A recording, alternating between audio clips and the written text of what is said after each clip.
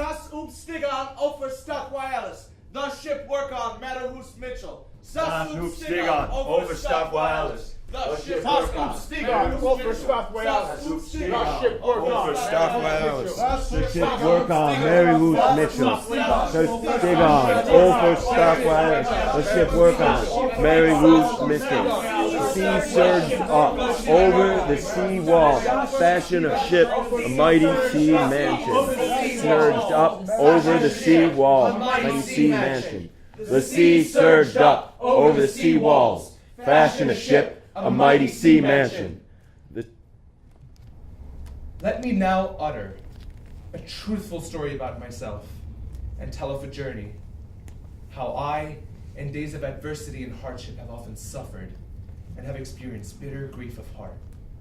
I have discovered in my ship an abode of care among the terrible rolling waves. The anxious night watch has often found me on the prow whenever the ship tossed about near cliffs. The cold constricted my feet, the frost held me fast, and I was gripped by the glacial temperatures. Then my heart lamented with hot sorrow, and hunger tore the spirit of those weary of the sea. This is unknown by the man that happily dwells on land, how I, like a wanderer, wretched and troubled, dwelled on the ice-cold sea in the winter, deprived of beloved kinsmen, encircled by icicles as hail came down in storms. There, I heard nothing but the roar of the sea, the ice-cold road. All I had was the swan song to entertain me, the gannet's voice and the curlew's din substituted for men's laughter, and the seagulls singing replaced drinking mead. Storms beat against stone cliffs. The sound of icy feathered tern answered the tempest. Very often the dewy feathered eagle screamed. No protective kin can console my desolate spirit. Indeed, he who proud and flushed with wine has experienced the joys of life found in cities, and has lived through few painful experiences, would little believe how weary I often was in the ocean pathway. Night's shadow grew dark, snow came from the north, frost bound the earth, hail fell to the ground like coldest grain. Truly, my heart's thoughts are now so turbulent that I myself experience the rolling salt waves. My spirit's desire exhorts me each time to set out, that far from hence I might seek foreign lands. Certainly, no man on earth is so proud of heart, nor his gifts so good, nor his deeds so bold nor vigorous in youth, that he does not start on his sea voyage without being concerned about what his Lord will do for him. He does not think about the harp or receiving rings, nor about the pleasure of a woman, nor about worldly delights, nor are his thoughts on anything except the rolling waves, and he forever longs for the sea. Groves of trees blossom, cities expand, fields bloom into beauty. The world hastens on. Everything on land encourages the one eager of spirit, urges him to prepare on the journey he intends to depart on, the vast ocean. Likewise, the cuckoo reminds him in a sad voice, this guardian of the summer announces sorrowfully his most bitter, deepest feelings. Most do not know, those who live in comfort, how those suffer on the path to exile. Therefore, now my thoughts fly away, and my spirit departs with the tide, over the whale's territory, travels far across the earth's surface, and returns to me, ravenous and greedy, and cries out, and inspires my seafaring heart irresistibly over the water's expanse. Therefore, the Lord's oceanic delights appeal to me more than the dead life one has on land. I know that worldly goods will not endure forever. one of three things is inevitable before one's span of life is over. One will encounter either sickness, or old age, or violence, until at last fate wrests life away. Consequently, for each nobleman, the best remembrances are the praises of the living, so that before he must be on his way, his good deeds on earth will counterbalance his enemy's hatred, and he will do brave deeds to defeat the devil, that sons of men will praise him after, and his acclaim will later live with angels, forever, from age to age, and exist eternally in joy with the heavenly host. Days have departed, along with all the magnificence on earth's kingdom. All the givers of gold are gone, along with the kings and emperors, those who did the greatest of glorious deeds and lived in lordly splendor. Gone is the troop of seasoned retainers. All delights have departed. The timid live in this world and survive by their toil. Glory is humbled. Earth's nobility grows ancient and withered. Now, each man throughout Middle Earth, age advances on him. His appearance grows pale, his gray hair mourns, his friends of former days, sons of princes, have gone into the ground. When his life is over, and he must go, he will not taste sweetness, nor will he feel pain, nor will his hand move, nor will he ponder anything in his heart. Although he may want to strew his brother's grave with gold, which he had previously hid while he was living, so that he may take treasure with him. If his soul is filled with sin, gold cannot help in the sight of God. Many are the Lord's powers, before which the world turns, the surface of the earth and the heavens above. Foolish is he who does not fear the Lord, who comes to his death unprepared. Blessed is he who lives humbly and who is blessed with the prosperity of heaven, and who praises the Spirit of the Creator within. Therefore he trusts in the Lord's power. A man must control his spirit.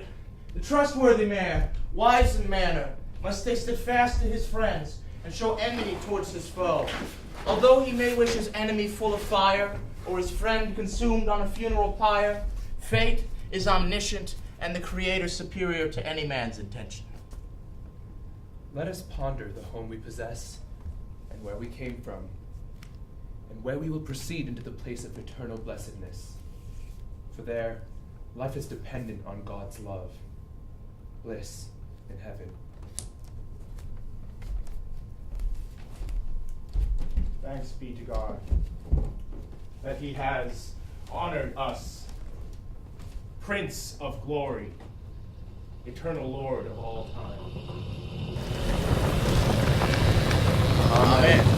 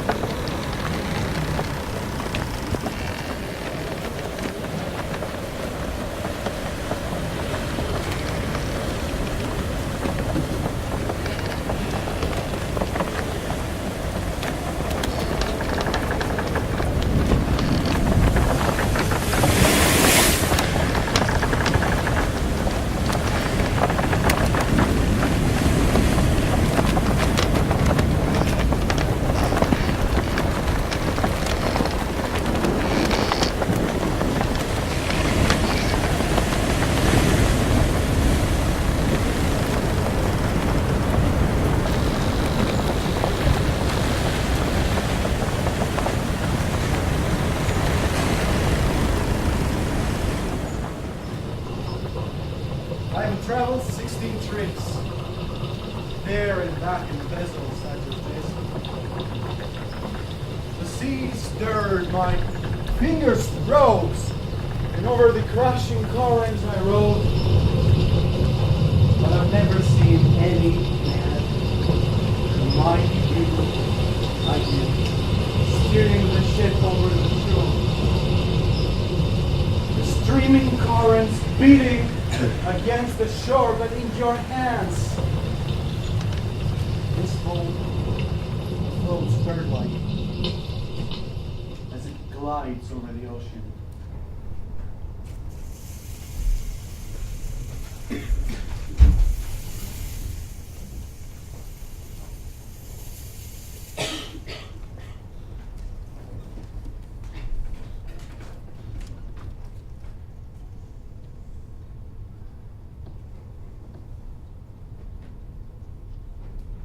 Majestic is the masonry, Massacred by fate, and the city's desolation. decays the work of giants. Roofs are fallen, Ruined our towers, the rusted gate fractured, frost on the cement, gashed roof, gouged, toppled, undermined by age. the earth's grip in tombs. Proficient master builders Men who have departed passed away. hundreds of generations ago. How often this wall, Now, ashen with lichen, and stained red, reigned for years. stood tall under storms, Spacious barricades now collapsed, but still walls remain, though by weather hewn, ancient structures swiftly constructed, with ingenious rings, resolutely bound, wall braces wired, wondrously together. once bright were the city's buildings. Bathing halls abounded, From the tower's topmost tip, triumphant tunes resounded. much merriment in mead halls echoed, until transformed by tenacious fate. In slaughter, far and wide, many perished. Pestilence came, death took away dauntless men. Their ramparts became a ruinous wasteland. In the crumbling city, craftsmen perished. Their temples fell to earth. Thereafter, the buildings decayed. Red, curved tiles tumbled off the vaulted roof, The wreckage, now on the ground, broken into rubble heaps, where before many warriors, joyous, gleaming with gold, with glory adorned, proud and flushed with wine, and shining war trappings, looked upon treasure, on silver, on precious stones, on wealth, on possessions, on jewelry, on the brightest city. in the broad kingdom. Stone buildings stood The streams spewed wildly. and surged far and wide Walls enclosed all. within their bright center, The baths spumed. hot to the core. Heavenly it was. The rivulets, Ran o'er hot stones. that was a noble thing.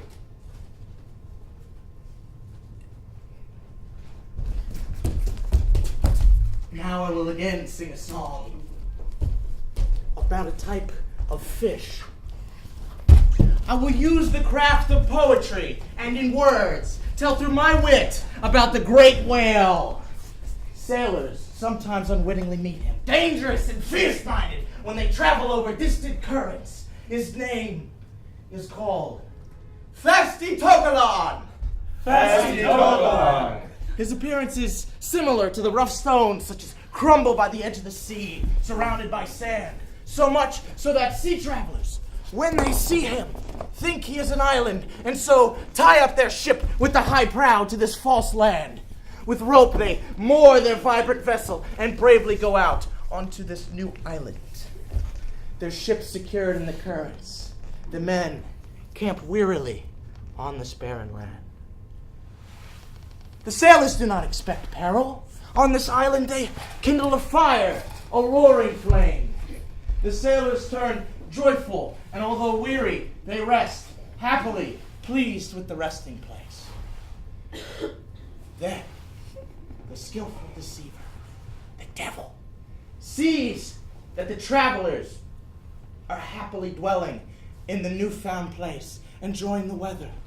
Suddenly, surrounded by salty air, the beast descends to the bottom of the ocean, taking everything on it to the hall of death.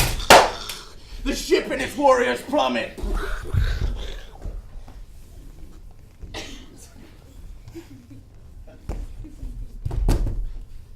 The servant of Satan appears virtuous, but through deceit betrays those who think they do good deeds, and leads them astray on purpose. And their cruel desires are consolation to the devil. Those who understand hell know that the fraudulent fiend seeks to bring men into his domain. He kills even the rich through his cruel skill, and under the cloak of darkness takes his victims to hell, a place deprived of goodness, a misty, gloomy, bottomless void. And the great whale, who sank sailors, noblemen, and ships, has other even more wonderful qualities. This proud propeller through the water. When he is hungry underwater, and this fierce fighter longs for food, then this ruler of the sea opens his lips wide, and from the depths of his guts a wonderful odor emanates. Schools of fish, thus deceived, swim quickly towards the magnificent smell to their death. Wherever he travels, unwary groups enter his wide jaws, which suddenly clam shut with a resounding roar.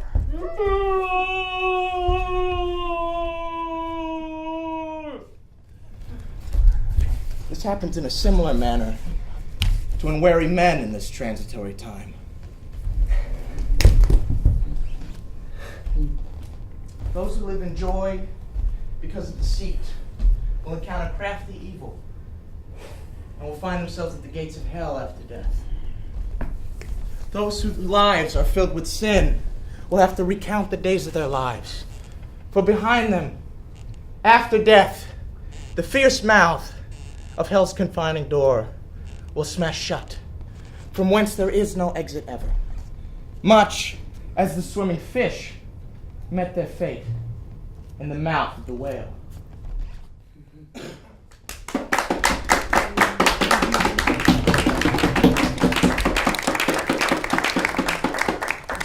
Therefore, those of us who serve the King of Glory and oppose the devil in words and in work will be able to see him. Let us always seek peace and salvation from him in these transitory times, so that we may enjoy the glory of the life to come.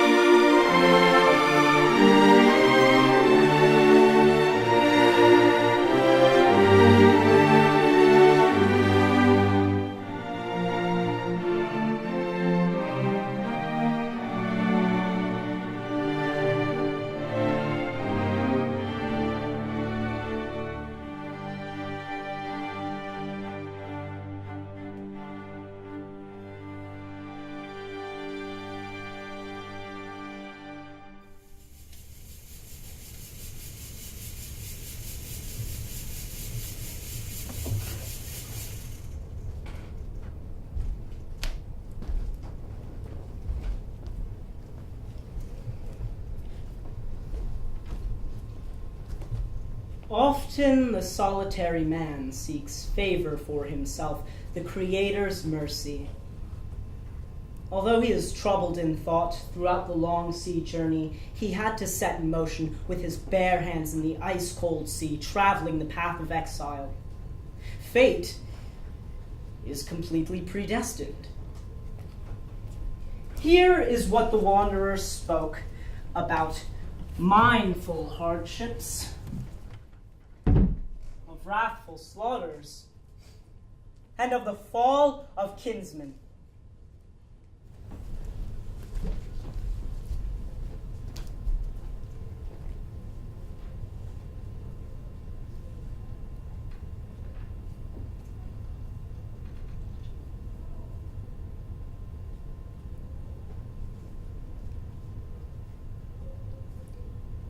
Often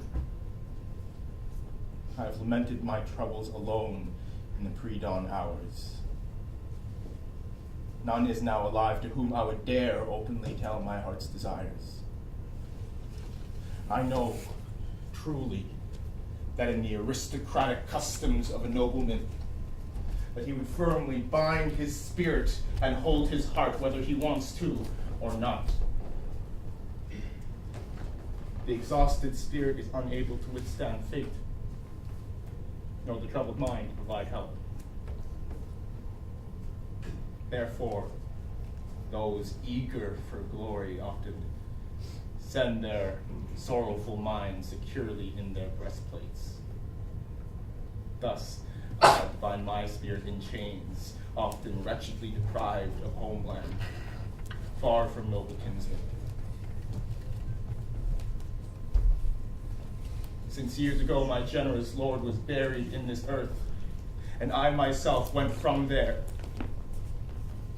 desolate as waves, commingling in the winter. And I, sad for a lack of all, sought to find a bestower of treasure. And I wanted to find a mighty one, to tell of my lineage in a mead hall near or far, where I, friendless, would find joyful entertainment. He who knows how cruel it is to suffer the loss of a close friend, especially when he has so few beloved companions. The path to exile claims him. Not finely worked gold, a frozen heart, not the wealth of the earth. He remembers his companions and receiving gifts. How, in his youth, his generous lord introduced him to feasting.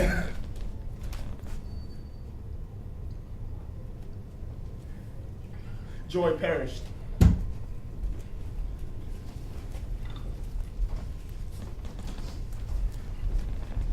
He who must so often forego his beloved lord's counsel knows that when sorrow and sleep together constrain the wretched solitary one, he often then thinks courageously about when he would embrace and kiss his liege lord, and on his knees lay his hand and his head, as he used to from time to time in the past.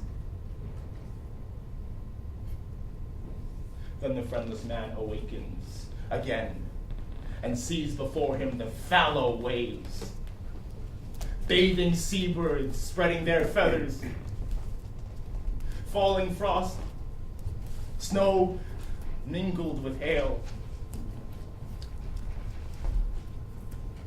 and the painful wounds of the heart are heavier, longing for the departed. Sorrow is restored. Whenever his kinsman's memory passes through his mind, he greets it joyously and eagerly observes the seabirds, companions of men. They always drift away. These floating spirits do not bring with them any familiar spoken words. Trouble is restored to one who must send his weary heart over the crashing waves. Because of this, I do not know why my mind does not grow dark. That I meditate and think on the lives of noblemen and how these brave young retainers suddenly died. This Middle Earth collapses and falls farther and farther each day. Because none can become wise men before they experience parts of winter in the kingdom of the world. The wise man should be patient, not wrathful or talkative, nor a weak warrior, nor reckless, nor afraid, nor greedy, nor overly happy, nor eager to swear an oath until he is certain. Whenever he makes a vow, a stout-hearted warrior must know exactly where the thoughts of his heart will go. The wise men should understand how terrifying it will be when all the rich palaces throughout this earthly kingdom stand deserted, walls blown apart by winds, buildings snow-swept and covered with frost, wine halls decay, rulers lie dead, deprived of delights. Their retainers all perished at the wall.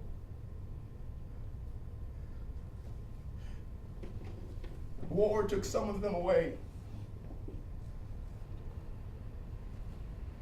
Wild birds carried parts of them over the high sea. A gray-haired wolf shared some of the other dead.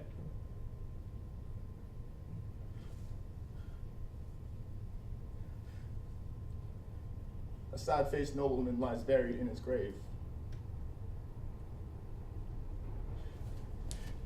The Creator thus destroyed this city of men, now devoid of the sounds of its citizenry. It stood as the vain labor of old giants.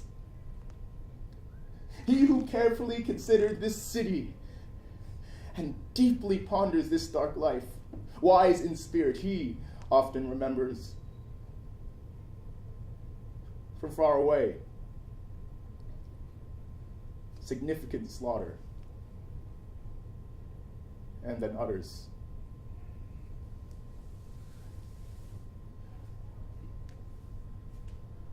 Where has gone the horse? Where has gone the young man? Where has gone the giver of treasure? Where have gone the great feasts? Where have gone the revelries of the hall? Every bright goblet. Every armored warrior. Every nobleman's majesty? how time moves on and grows dark under the cover of night, as if it never existed. Now stands, after the warrior's departure, a wall astonishingly high, decorated with the design of the serpent. Multitudes of men massacred by spears. Those weapons greedy for slaughter, made famous by fate. And the storm batters the cliff. The blinding blizzard engulfs the earth. From the north, a horrid hailstorm hostile towards heroes. Winter's wildness grows gloomy.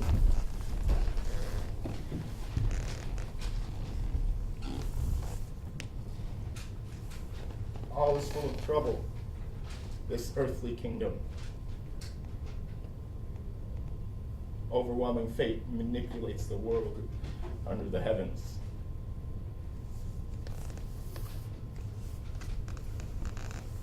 Here is money transitory. Here is friendship transitory. Here Is mankind transitory? Here is family transitory.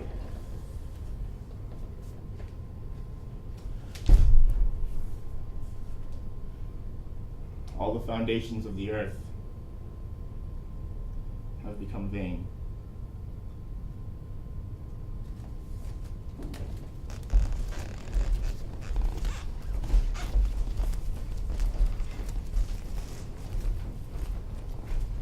Thus said he who was wise in mind as he sat apart in meditation.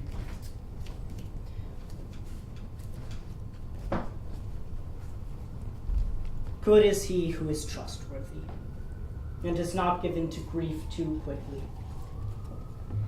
And a warrior must never reveal what is in his heart unless he knows the remedy. A warrior must provide courage. It is good for him to seek mercy and consolation from the Father in heaven, where we will all live in eternity.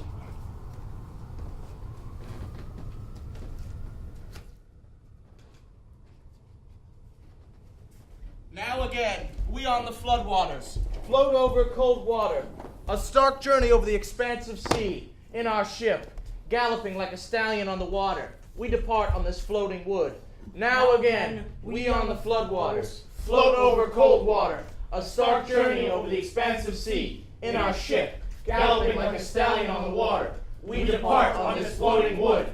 Now again, we on the floodwaters, float over cold water, a stark journey over the expansive sea, in our ship, galloping like a stallion on the water, we depart on this floating wood. Nuis on Yelikos, suave on Landuflota, over cloud water, Keolum Lithan, Yeon Signesa, Sunhen Yestum, Flagudu Fergen. Nuis on Yelikos, suave on Landuflota, over cloud water, Keolum Lithan, Yeon Signesa, Flagudu Fergen.